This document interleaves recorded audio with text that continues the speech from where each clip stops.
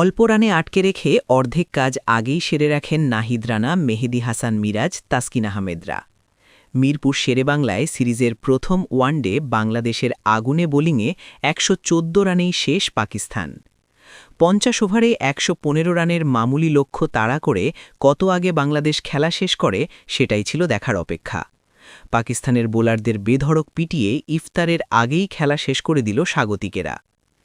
ম্যাচটা বাংলাদেশ জিততে পারত ৯ উইকেটেই, কিন্তু দলের জিততে যখন ৬ রান দরকার তখন নাজমুল হোসেন শান্ত আউট হয়েছেন। তাতে বাংলাদেশের জয় একটু দেরিতে এলেও ইফতারের আগেই খেলা শেষ হয়েছে। সন্ধ্যা ৬টা ৭ মিনিটে যখন মসজিদ থেকে ভেসে আসে আজানের সুমধুর ধ্বনি, তখনই বাংলাদেশ পেয়েছে ৮ উইকেটের বিশাল জয়। ১৬তম ওভারের দ্বিতীয় বল পাকিস্তানের pacer Mohammad Wasim junior wide ball করতেই জিতে যায় বাংলাদেশ। ১১৫ রানের লক্ষ্যে নেমে আক্রমণাত্মক শুরু করতে গিয়ে দ্রুত উইকেট হারায় বাংলাদেশ।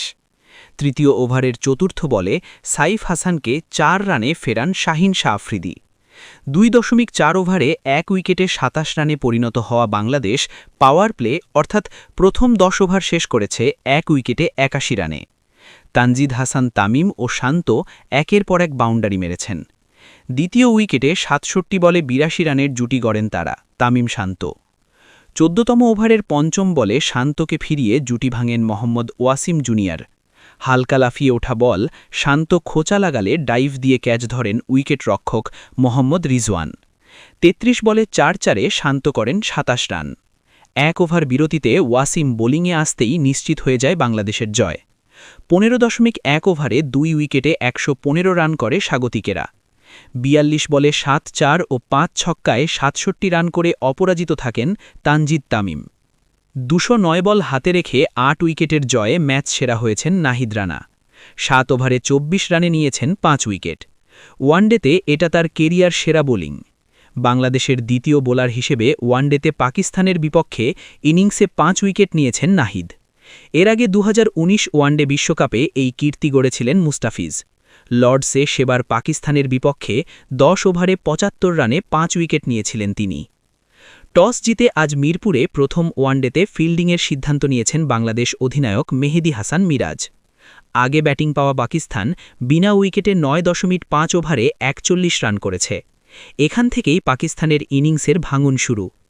৭৩ রানের সব উইকেট হারিয়ে ১১৪ রানে গুটিয়ে যায় সফরকারীরা। ৮ নম্বরে নামা ফাহিম আশরাফ ৪৭ বলে ৪-৪ ও ১ ছক্কায় করেছেন ৩৭ রান।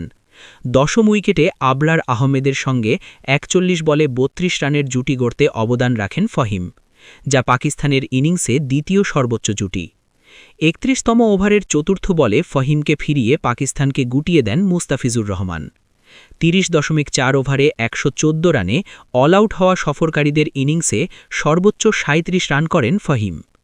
বাংলাদেশের বোলারদের মধ্যে নাহিদ রানা ৭ ওভারে ২৪ রানে নিয়েছেন ৫ উইকেট। ওয়ানডেতে এটা তার কেরিয়ার সেরা বোলিং। মিরাজ নিয়েছেন ৩ উইকেট, একটি করে উইকেট নিয়েছেন তাসকিন ও মুস্তাফিজ।